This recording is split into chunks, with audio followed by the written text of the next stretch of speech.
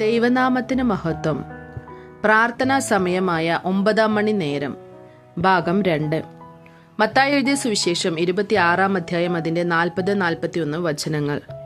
പിന്നെ അവൻ ശിഷ്യന്മാരുടെ അടുക്കൽ വന്നു. അവർ ഉറങ്ങുന്നത് കണ്ട് പത്രോസിനോട്, എന്നോടുകൂടെ ഒരു നാഴിക പോലും ഉണർന്നിരിപ്പാൻ നിങ്ങൾക്ക് കഴിഞ്ഞില്ലയോ? പരീക്ഷയിൽ അകപ്പെടാതിരിപ്പാൻ ഉണർന്നിരുന്ന് പ്രാർത്ഥിപ്പിൻ. ആത്മാവ് ഒരുക്കമുള്ളത്, ജഡമോ ബലഹീനമത്രേ എന്നു പറഞ്ഞു. 1 തിമോത്തിയോസ് 2 അധ്യായം അതിന്റെ 1-2 വചനങ്ങളിൽ, എന്നാൽ സകല മനുഷ്യർക്കും നാം സർവ്വഭക്തിയോടും ഘനത്തോടും കൂടെ സാവധാനതയും സ്വസ്ഥതയുമുള്ള ജീവനം കഴിക്കേണ്ടതിന്, വിശേഷാൽ രാജാക്കന്മാർക്കും സകല അധികാരസ്ഥന്മാർക്കും വേണ്ടി യാചനയും പ്രാർത്ഥനയും പക്ഷവാദവും സ്തോത്രവും ചെയ്യണമെന്ന് ഞാൻ സകലത്തിനു മുമ്പേ പ്രബോധിപ്പിക്കുന്നു എന്ന് എഴുതിയിട്ടുണ്ട്. ഇതിന് സദൃശ്യമായി പുറപ്പാട് പുസ്തകം 30 അധ്യായത്തിൽ ധൂപപീഠത്തെ നാം കാണുന്നു. പ്രാർത്ഥനയിൽ നമ്മുടെ ജീവനെ പകരുന്ന തന്നെയാണ് ധൂപപീഠത്തിന്റെ ശുശ്രൂഷയായിരിക്കുന്നത്. ആദിമസഭയിലെ ശുശ്രൂഷകരും വിശ്വാസികളും തങ്ങളുടെ ജീവനെ പ്രാർത്ഥനയിൽ പകർന്ന് ധൂപപീഠമായി കാണപ്പെട്ടു. ദൈവരാജ്യമായ പരിശുദ്ധാത്മാവിന്റെ അഭിഷേകം അവർക്കുള്ളിൽ ശക്തിയായി ഇറങ്ങിയത് വേദപുസ്തകത്തിൽ നമുക്ക് കാണാൻ കഴിയും. അവർ കൂടിയിരുന്ന സ്ഥലം കുലുങ്ങിയതായി എഴുതപ്പെട്ടിരിക്കുന്നു. അപ്പോസ്തല പ്രവൃത്തി 4 അധ്യായം അതിന്റെ 31. ദൈവം അവർ മുഖേന ശക്തവും വൈരാഗ്യവുമായ വലിയ കാര്യങ്ങൾ ചെയ്തു. ഈ ധൂപപീഠത്തിൽ ധൂപം കാട്ടുന്നതിനായുള്ള ധൂപവർഗം 4 വസ്തുക്കൾ കൊണ്ടാണ് നിർമ്മിക്കണമെന്ന് എഴുതപ്പെട്ടിരിക്കുന്നു. പുറപ്പാട് 30-34 ഇപ്രകാരം പറയുന്നു: നറും പശ, ഗുൽഗുലു, ഹൽബാന പശ എന്നീ സുഗന്ധവർഗവും നിർമ്മല സാമ്പ്രാണിയും എടുക്കണമെന്ന് എഴുതിയിരിക്കുന്നു. അപേക്ഷ, യാചന, പ്രാർത്ഥന, സ്തോത്രങ്ങൾ എന്ന് എഫേസ്യർ 6:18 ഫിലിപ്പിയർ 4:6 1 തിമോത്തിയോസ് 2 അധ്യായം അതിന്റെ 1 പൗലോസ് രേഖപ്പെടുത്തുന്നു. നറും പശ എന്നത് അപേക്ഷ, ഗുൽഗുലു എന്നത് പ്രാർത്ഥന, ഹൽബാന പശ എന്നത് യാചന, നിർമ്മല സാമ്പ്രാണി എന്നത് സ്തോത്രങ്ങൾ. ധൂപപീഠത്തിൽ നാം എപ്പോഴും അപേക്ഷ, യാചന, പ്രാർത്ഥന, സ്തോത്രങ്ങൾ അർപ്പിക്കേണ്ടതാണ്. ഒന്നാമതായി, നറും പശ എന്നത് കയ്പിനെ സൂചിപ്പിക്കുന്നു. നമ്മുടെ ജീവിതത്തിൽ കയ്പേറിയ അനുഭവങ്ങൾ ഉണ്ടാകുമ്പോഴാണ് നാം യാചന കഴിക്കുകയുള്ളൂ. എപ്പോഴാണോ നമ്മുടെ ജീവിതത്തിൽ കയ്പായ കാര്യങ്ങളെ ദൈവം കൊണ്ടുവരുന്നത്, അപ്പോഴാണ് നാം യാചനകളെ കഴിക്കുന്നത്. ഹന്നയുടെ സപത്നി, അതായത് പെനീന, ഏർപ്പെടുത്തിയ കയ്പായ അനുഭവമുള്ളത് കൊണ്ടാണ് അവൾ ദൈവത്തോട് പോയി പ്രാർത്ഥിക്കാൻ പോകുന്നത് എന്ന് 1 ശമൂവേൽ പുസ്തകം 1 അധ്യായത്തിൽ നമുക്ക് വായിക്കാൻ പറ്റും. അപേക്ഷ എന്നത് ദൈവത്തോട് നിർബന്ധമായോ അധികാരത്തോടെയോ കർക്കശമായോ ചോദിക്കുന്ന ഒന്നല്ല, മറിച്ച് സമാധാനത്തോടും താഴ്മയോടും കൂടെ യാചിക്കേണ്ട ഒന്നാണ്. രണ്ടാമതായി, ഗുൽഗുലു എന്നത് പ്രാർത്ഥനയ്ക്ക് തുല്യമാണ്. ഇത് ഒരു കടൽ ജീവിയുടെ പുറന്തോടിൽ നിന്നാണ് എടുക്കുന്നത്. അത് വളരെ കടുപ്പമേറിയതാണ്.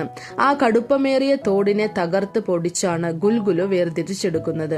ഇത് ഉണർവോടുകൂടിയുള്ള പ്രാർത്ഥന, അധികാരമുള്ള പ്രാർത്ഥന. പ്രാർത്ഥനയ്ക്ക് ഒരു ശക്തിയും അധികാരവും ഉണർവുമുണ്ട്.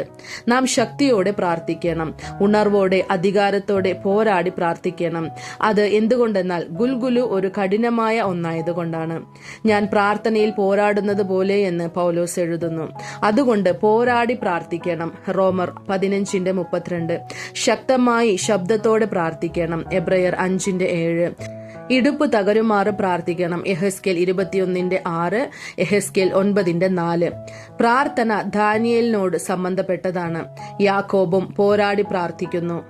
ആദിമസഭയിലെ വിശുദ്ധന്മാരും പൗലോസും പോരാടി പ്രാർത്ഥിച്ചവരാണ്. നാമും പോരാട്ടത്തോടും അധികാരത്തോടും കൂടി പ്രാർത്ഥിക്കണം.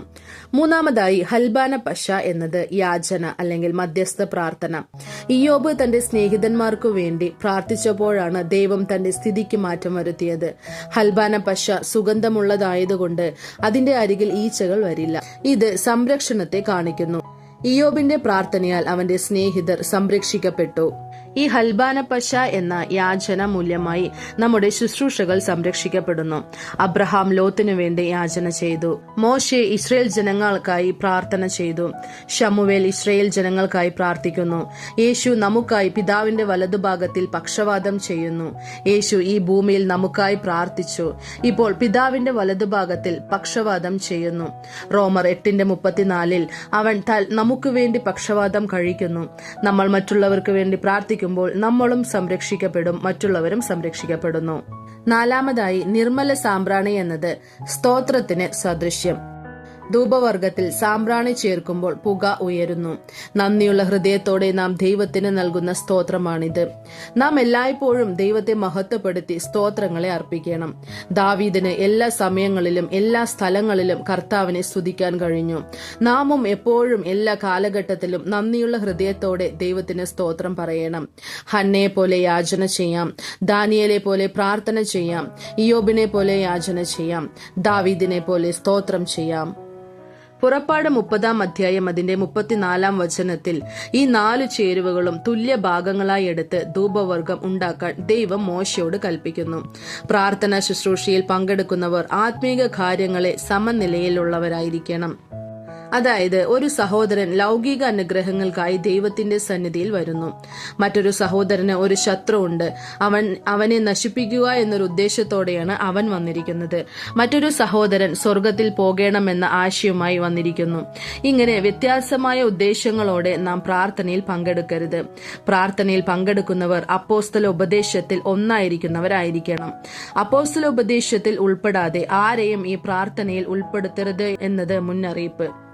അപ്പോസ്തല പ്രവൃത്തി 2:42 അവൻ അപ്പോസ്തലന്മാരുടെ ഉപദേശം കേട്ടും കൂട്ടായ്മ ആചരിച്ചും അപ്പം നുറുക്കിയും പ്രാർത്ഥന കഴിച്ചും പോന്നു എന്നെഴുതിയിരിക്കുന്നു. അപ്പോസ്തല ഉപദേശത്തിൽ ഇരിക്കുന്നവർക്ക് മാത്രമേ പ്രാർത്ഥനാ ശുശ്രൂഷയിൽ സമനിലയായി ഐക്യത്തോടെ പ്രാർത്ഥിക്കാൻ കഴിയുകയുള്ളൂ. 2-3 പേർ എന്റെ നാമത്തിൽ കൂടി വരുന്നിടത്തൊക്കെയും ഐക്യത്തോടെ പ്രാർത്ഥിച്ചാൽ ആ പ്രാർത്ഥന ദൈവം കേൾക്കും. മത്തായി എഴുതിയ സുവിശേഷം 18:20. ഫിലിപ്പിയർ 2:2 നിങ്ങൾ ഏക മനസ്സുള്ളവരായി ഏക സ്നേഹം പൂണ്ട് ഐക്യമത്യപ്പെട്ട് ഏകഭാവമുള്ളവരായി എന്ന് പൗലോസ് പറയുന്നു. അതുകൊണ്ടാണ് ഈ ധൂപവർഗം സമ അളവിൽ എടുത്ത് ചെയ്യണമെന്ന് ദൈവം മോശയോട് കൽപ്പിക്കുന്നത്. പുറപ്പാട് 30:36 ഈ ധൂപവർഗത്തിൽ കുറച്ചെടുത്ത് പൊടിയായി ഇടിക്കണം എന്ന് എഴുതിയിരിക്കുന്നു. ഇത് കാണിക്കുന്നത് നമ്മുടെ ഹൃദയം തകർന്നും നുറുങ്ങിയും ഇരിക്കുമ്പോൾ മാത്രമേ ദൈവം നമ്മുടെ പ്രാർത്ഥനകൾക്ക് ഉത്തരം നൽകൂ എന്നതാണ്.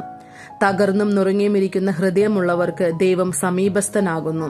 ധൂപപീഠം തിരശ്ശീലയ്ക്ക് അരുകിലിരിക്കുന്നത് പോലെ ദൈവം നമ്മുടെ പ്രാർത്ഥനയുടെ സമീപത്തിലിരിക്കുന്നു.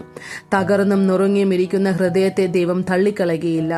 തകർന്നും നുറുങ്ങിയും ഇരിക്കുന്ന ഹൃദയമുള്ളവരിൽ ദൈവം വാസം ചെയ്യുന്നു. യെശയ്യാവ് 57:15 ഉന്നതനും ഉയർന്നിരിക്കുന്നവനും ശാശ്വതവാസിയും പരിശുദ്ധൻ എന്ന് നാമമുള്ളവനുമായവൻ ഇപ്രകാരം അരുളി ചെയ്യുന്നു, ഞാൻ ഉന്നതനും പരിശുദ്ധനുമായി വസിക്കുന്നു. താഴ്മയുള്ളവരുടെ മനസ്സിനും മനസ്താപമുള്ളവരുടെ ഹൃദയത്തിനും ചൈതന്യം വരുത്തുവാൻ മനസ്താപവും മനോവിനയവുമുള്ളവരുടെ കൂടെയും വസിക്കുന്നു എന്ന് എഴുതപ്പെട്ടിരിക്കുന്നു. പുറപ്പാട് 30:37 ഈ ഉണ്ടാക്കുന്ന ധൂപവർഗത്തിന്റെ യോഗത്തിന് ഒത്തതായി നിങ്ങൾക്ക് ഉണ്ടാക്കരുത് എന്ന് ദൈവം മോശയോട് കൽപ്പിക്കുന്നു. ധൂപവർഗത്തെ തങ്ങൾക്ക് എന്നെടുക്കാൻ പാടില്ല. പക്ഷേ ഇന്ന് അനേകർ ഈ പ്രാർത്ഥനാ ശുശ്രൂഷയെ സ്വയമായി തനി പ്രയോജനത്തിനായി വെച്ചിരിക്കുന്നതായി കാണാം. പ്രാർത്ഥനാ ശുശ്രൂഷയിൽ കോടീശ്വരന്മാരായി മാറിയവർ ഇവിടെയുണ്ട്. ഈ ധൂപവർഗത്തെ തങ്ങൾക്കെന്നെടുക്കുന്നു. ഞങ്ങൾ പ്രാർത്ഥിച്ചു, ഇത് ഞങ്ങളുടെ പ്രാർത്ഥനയുടെ ഫലമാണ് ഇത് സംഭവിച്ചത്, ഞങ്ങളുടെ പിതാവ് പ്രാർത്ഥിച്ചാൽ വലിയ കാര്യങ്ങൾ സംഭവിക്കും, അവർ അത് സ്വയം ഏറ്റെടുക്കുന്നു. തങ്ങൾക്കെന്ന് എടുക്കരുത് എന്ന മുന്നറിയിപ്പാണ് മോശെ മൂല്യമായി ദൈവം പറയുന്നത്. പുറപ്പാട് 30:38 മണക്കേണ്ടതിന് അതുപോലെയുള്ള ആരെങ്കിലും ഉണ്ടാക്കിയാൽ അവനെ അവന്റെ ജനത്തിൽ നിന്ന് ഛേദിച്ചു കളയണം എന്നെഴുതപ്പെട്ടിട്ടുണ്ട്. ഈ ധൂപത്തെ ദൈവമേ മണക്കണം, നാം മണക്കരുത്. സുഗന്ധവാസനയെ ദൈവം മണക്കണം. പ്രാർത്ഥനയിൽ ഏതെല്ലാം കാര്യങ്ങൾ നടക്കും എന്ന് മണക്കുന്നു. പ്രാർത്ഥനയിൽ ദൈവം ചെയ്യാനിരിക്കുന്ന ക്രിയകളെ പ്രസ്താവപ്പെടുത്തിക്കൊണ്ട് തങ്ങളുടെ പേര് മഹിമപ്പെടുത്തിക്കൊണ്ടിരിക്കാൻ പാടില്ല. പ്രാർത്ഥനയിൽ മൂല്യമായി ദൈവം നമുക്കുൾ ചെയ്യാനിരിക്കുന്ന ക്രിയകളെക്കുറിച്ച് ഒരു അഹങ്കാരമോ മേന്മയോ നമുക്ക് വരാനേ പാടില്ല. അങ്ങനെയുള്ളവർ ജനത്തിൽ നിന്ന് ഛേദിക്കപ്പെടും. മഹത്വത്തെ നാം ദൈവത്തിന് കൊടുത്തുകൊണ്ടേയിരിക്കണം. ദൈവം മാത്രമേ അതിനെ മണക്കേണ്ടത്. ഉൽപ്പത്തി 8:21 നോഹയുടെ യാഗത്തിൽ യഹോവ സൗരഭ്യവാസന മണത്തപ്പോൾ എന്നെഴുതിയിരിക്കുന്നു. അതുകൊണ്ട് ഈ പ്രാർത്ഥന ശുശ്രൂഷയിലെ മേന്മയോ മഹിമയോ നാം എടുക്കരുത്. ആയതിനാൽ നാം ഈ പ്രാർത്ഥന ശുശ്രൂഷ എന്ന ധൂപപീഠ സത്യത്തിന് നമ്മളെ സമർപ്പിക്കാം. അപേക്ഷ, പ്രാർത്ഥന, യാചന, സ്തോത്രം എന്നീ സത്യങ്ങളിൽ നമുക്ക് നമ്മെ തന്നെ സമർപ്പിക്കാം. കർത്താവ് നിങ്ങളെ അനുഗ്രഹിക്കുമാറാകട്ടെ. ആമേൻ.